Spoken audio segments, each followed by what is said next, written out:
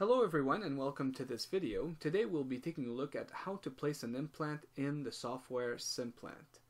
So first off, we've received our full digitized file of the patient through SimPlant or through one of our service providers, and this is what we have. So the anatomy has been segmented off, everything has been cleaned off, optical scan have been merged, the panoramic curve has been drawn for us, and so now we're ready to move on to place an implant. The first thing we want to do is click on where we want to place our implant. And you can do this through any of the four panels. So first, why don't we select the molar? Here we have a nice wax up, so we click on the molar where we want to place an implant.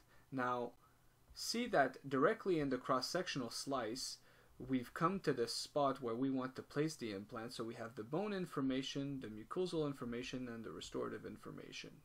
So let's maximize this by clicking on spacebar so we get a better view. And now we'll just click on create or change an implant and then click the button place an implant. Now I click on this once and you'll see that just by dragging my cursor over to the plane, I'm able to see that I have an implant connected to my cursor. So we just click on the area where we want to place the implant approximately, and now we click on the left button and here we go, our implant is set. So now we can take a look a little bit at the different options here to manipulate the implant. The first thing is you can see that I have a crosshair that has nothing around it. However, when I move onto the implant, you'll see that my crosshair has a little icon that shows up, a little rectangle. Now this tells me that I can click and hold the left button and translate the implant or reposition the implant the way I want it to be. So that's the first step. Now the second step is you can see that there's two squares, two little white squares at the apex and the coronal aspect of the implant. This is quite powerful because you can see that if I go over one of these squares, you have a little icon beside my crosshair with two arrows pointing up and down.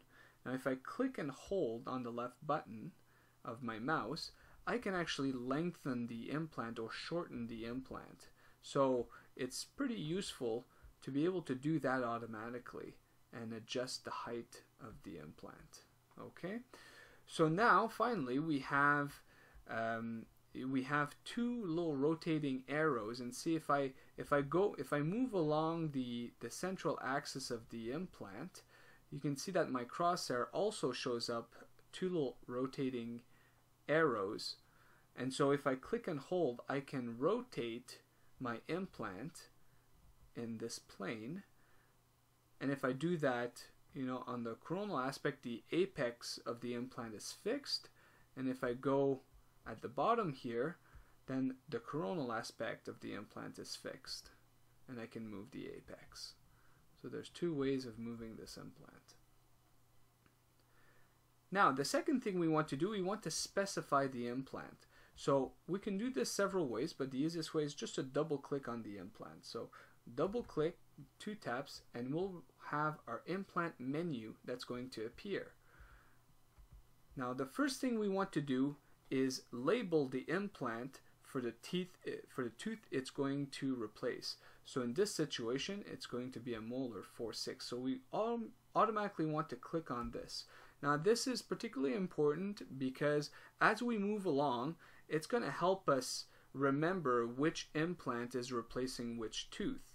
And especially when we have a guide as well, when we read the recipe that's given to us with the guide, it'll be easy to identify which tooth is related to which implant. And so instead of having implants marked 1, 2, 3, 4, 5, 6, which is unclear, we'll have a better, it just makes the whole planning aspect and guided surgery easier. So now we've labeled our implant, we want to move on to specify the implant. And this is a very strong point for SimPlant here because we do have an enormous library of all sorts of implants. So if I click on here, show all, we have all of the manufacturers basically in the world. Now if you don't see your implant manufacturer in the library, you can ask SimPlant and we'll put it in. Our library is updated several times a year. Or you can create a new implant with the exact dimensions you require. So, you know, while you wait, you can always still work with the software. So, let's take a look here. Why don't we just pick Dentsply Implants and OsseoSpeed EV as a test implant. So you can see that when I click on the brand and then I click on the implant type, we have all of our options on the diameters and the lengths of the implant that are available. So, and not only that, we also have access for most of our implant systems, the abutments that are available for this specific implant. So why don't we go and, now of course I'm not a clinician here, so anything that I'm doing is purely for technical reasons and cannot be followed for clinical decisions. So assuming that we want a thicker implant because we're in the posterior, we want to click on, let's say, a 4.8, click on an 11, and then click OK. Now that you can see that in the implant menu here, the model has been specified, and so we can click on preview, and then here we go, we have our implant. So you can click, if you're happy with this, we click OK, and now we can just make sure that we have the right implant, adjust a little bit the angle. So now we're happy with this implant. So this is how we place an implant. Now if you want to visualize the implant inside the anatomy, I recommend we take a look at a video called Visualization Basics, which is already available. We can also just quickly take a look at how we can look at the implant and how we're going to modify it based on what we see.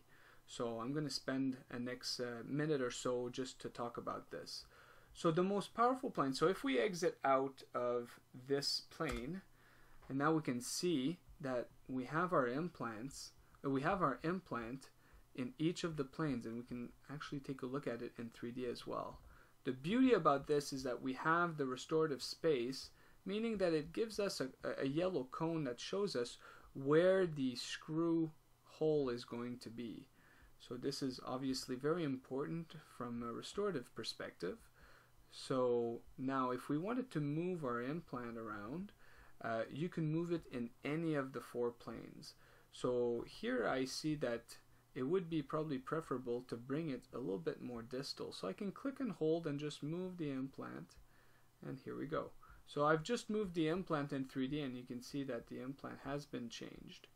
So now we can always click on the implant and go back to it and see it maybe in a better plane here. So if you lose your implant for any reason, let's say you're clicking somewhere and then you're completely lost, there's a nice little shortcut here on the top screen where we look at implants.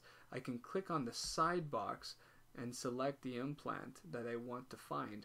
I click on that, and here we go, it brings me directly to the implant. So now I can look at the implant in those planes, play around with the angulation, whatever I desire. It's always good, always recommended to visualize the implant with the implant-centric view. So we want to click on this little icon here and bring up the implant-centric image view. So when we click on this, as discussed previously, we're able to look at what's around the implant. So 360-degree view. So this is what we're going to do. We're just going to take a look at how the implant is shown. So we can see the teeth roots. If, you know, for next time we can look at the implant, you know, adjacent to that. And we're just making sure that it's all in bone, it's following what we want restoratively, and if we're happy with this, then we can move on and place another implant. If we wanted to modify the angle slightly, that's perfectly fine as well. So once you've placed your implant and you visualize the implant position with the 4 planes, including in the 3D, we can move on and order a surgical guide or continue with planning. I hope you've appreciated this video. Thank you very much, and hope to hear from you soon.